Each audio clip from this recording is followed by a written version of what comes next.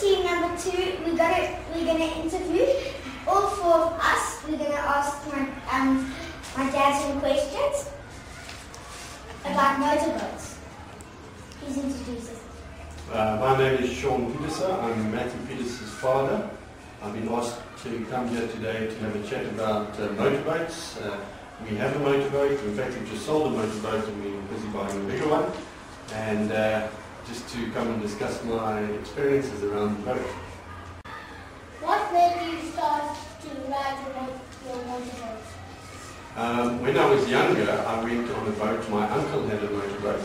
And we used to have so much fun on the weekends, going and skiing and going on a tube. And when I was younger, I decided definitely as I get older, I would love to have a boat.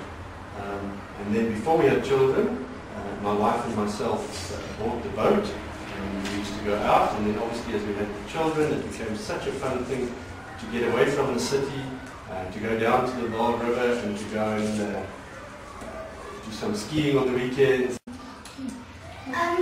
How bad is how good is your boat to the environment?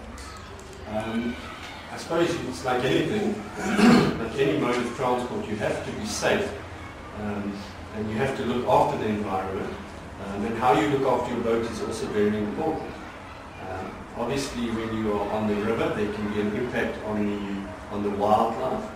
Many times on the rivers and on the dams, there's birds that are breeding around the side of the dams or the river, and you need to be careful that you don't go too close because you can disturb them.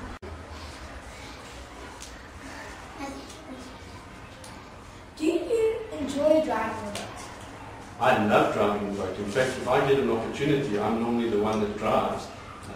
I don't, if somebody else wants to drive specifically, they do, but I'm quite happy to do all the driving. It's an important time to make sure that whoever you let drive the boat is qualified and has a license to do so, because there's a big potential for a hazard in just letting anybody drive the boat.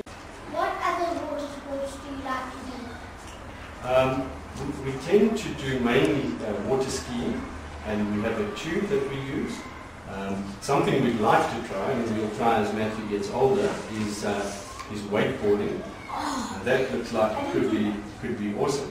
How much horsepower does your boat have? 115 horsepower, but we are considering getting a bigger motor on our next boat. Because what happens is if you're a little bit of a big person, a bit tall or a bit overweight, and you have to do slalom water skiing, it can be a real problem if there's not enough people on the boat to keep the weight in the front. When you try to pull somebody out of the water, if it's not powerful enough, the front of the boat just lifts up like that and there's not enough power. And then you end up going under the water and you get a lot of water going onto your nose. How do you keep your passengers safe? How do I keep my passengers safe? The first and foremost is no fooling around when you're on the boat. Everybody needs to stay seated when the boat is going.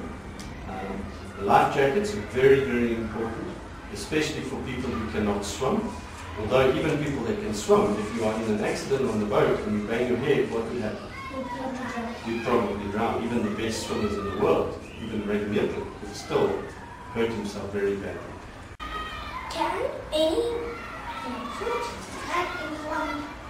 drive your boat? No, it used to be that pretty much anybody could. But recently you have to have a license to drive, and anyone else who's going to drive the boat also needs to have a license. Do you know how they make a boat? Absolutely. Well, I'm not an expert, but they use a mold and they put fiberglass, I think it's fiberglass, into this mold, so that will shape the boat. Then they take it out the mold. I think they possibly put an epoxy or some form of resin over the outside of the boat to make it stronger. And then after that it has to do with the upholstery. You need to have seats. It needs to be comfortable. They put carpets in, and then they do the electronics. So the electronics is the starter motor. They put that in. They put lights. Sometimes you can have a radio in. It depends how much money you want to spend on the boat. Then you put a glass visor in to stop the wind. And then what they normally do is they'll give you a boat cover.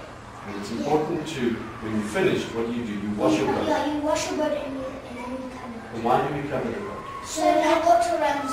So if it's raining, That's your right. boat. Can I ask one question? How does the motor, is the motor the only thing on the boat? When you turn the key, does only the motor start, or are there electronics and things under the boat?